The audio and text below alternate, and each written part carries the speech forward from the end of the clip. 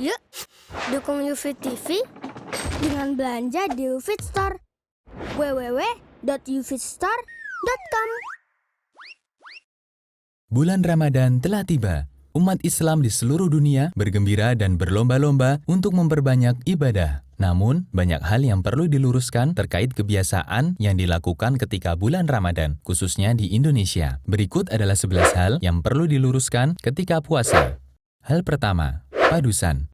Menjelang bulan suci Ramadan, kaum muslimin di Indonesia melakukan ritual padusan. Mereka anggap itu untuk membersihkan jiwa dan raga, agar terbebas dari segala dosa. Ini adalah budaya yang tidak sesuai dengan Islam. Islam tidak pernah mengajarkan membersihkan dosa dengan cara padusan. Hal kedua, nyakar.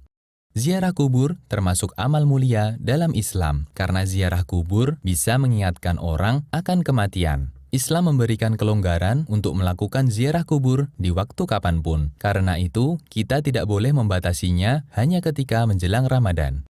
Hal ketiga, membangunkan sahur. Banyak daerah memiliki cara berbeda untuk menunjukkan waktu sahur. Ada yang memukul tiang listrik, kentongan, teriak-teriak sambil membawa rebana, dan lain-lain. Padahal Islam telah memiliki cara sendiri untuk menunjukkan waktu sahur, yaitu azan awal sebelum subuh. Lebih baik kita melakukan sunnah daripada melakukan tindakan yang mengganggu istirahat masyarakat. Hal keempat, waktu imsak. Sebagian kaum muslimin beranggapan bahwa batas waktu makan dan minum adalah imsak, yang benar justru sebaliknya. 10 menit sebelum subuh adalah waktu terbaik untuk makan sahur. Amr bin Maimun menceritakan, dahulu para sahabat Nabi Muhammad SAW adalah orang-orang yang paling segera berbuka dan paling telat sahur. Hadis riwayat Baihaqi. Hal kelima, mengeraskan bacaan niat puasa. Sobatku, niat letaknya di hati, bukan di lisan. Karena inti niat adalah keinginan untuk melakukan suatu amal. Jika seseorang sudah ada keinginan, berarti dia sudah berniat. Rasulullah SAW tidak pernah mencontohkannya. Hal keenam, sikat gigi ketika puasa. Sikat gigi ketika puasa hukumnya dibolehkan. Hanya saja perlu waspada ketika menggunakan pasta gigi. Jangan sampai ada bagian yang tertelan. Nabi SAW menganjurkan untuk menjaga kebersihan mulut, mendekatkan ridha Allah. Siwak itu membersihkan mulut, mendekatkan pada ridha Allah. Hadis riwayat Ahmad dan disahihkan Syu'aib al-Arnaud. Hal ketujuh, muntah ketika puasa. Sobatku, muntah tanpa disengaja tidak membatalkan puasa. Sedangkan muntah dengan sengaja, puasanya batal. Jika kita merasa perutnya mual dan akan keluar sesuatu, maka jangan memaksakan diri untuk memuntahkannya. Rasulullah SAW bersabda, siapa yang tidak sengaja muntah, tidak wajib qadha. Dan siapa yang sengaja muntah, wajib qadha. Artinya puasanya batal. Hadis riwayat Turmuzi dan disahihkan Al-Albani. Hal kedelapan, mencicipi masakan. Sobatku, mencicipi masakan ketika sedang berpuasa selama tidak tertelan hukumnya boleh. Ibnu Abbas pernah mengatakan tidak mengapa mencicipi cuka atau makanan lainnya selama tidak masuk ke kerongkongan. Hadis riwayat Bukhari secara mu'alaq. Hal kesembilan, tidur berpahala. Apakah tidurnya orang berpuasa itu berpahala?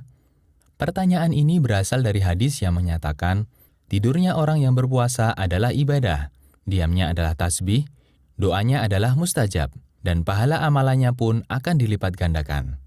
Namun hadis ini statusnya palsu, ada perawi yang bergelar pendusta. Hal ke-10, bekam dan donor darah ketika puasa. Mengeluarkan darah tidak membatalkan puasa. Dalilnya, Nabi SAW memberi keringanan untuk bekam ketika puasa. Hanya saja, jika ini dikhawatirkan menyebabkan lemas, maka tidak dibolehkan.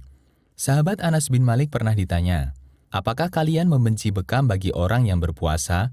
Anas mengatakan, tidak, kecuali jika bisa menyebabkan lemas. Hadis riwayat Bukhari. Sobatku, bagi yang ingin bekam dan donor darah, disarankan untuk dilakukan malam hari atau mendekati waktu berbuka. Hal ke-11, kesalahan doa berbuka puasa. Allahumma laka sumtu. Sebagian masyarakat Indonesia berbuka puasa dengan membaca doa Allahumma laka sumtu wa bika amantu wa ala rizkika aftartu birahmatika ya arhamar rahimin. Doa tersebut dinilai dhaif oleh sebagian ulama. Doa sahih yang diajarkan Rasulullah Shallallahu Alaihi Wasallam adalah sebagaimana diriwayatkan oleh Ibnu Umar. Lafaz doanya adalah dhahabadh dhama'u wa batallatil uruqu wa sabatal ajru insyaallah. Demikianlah 11 hal yang perlu diluruskan ketika puasa. Semoga Allah memudahkan kita untuk meraih banyak pahala selama menjalankan ibadah di bulan mulia. Assalamualaikum. Gimana? Menarik kan videonya? Saksikan video-video UFIT TV lainnya di www.ufit.tv. Nonton UFIT TV yuk!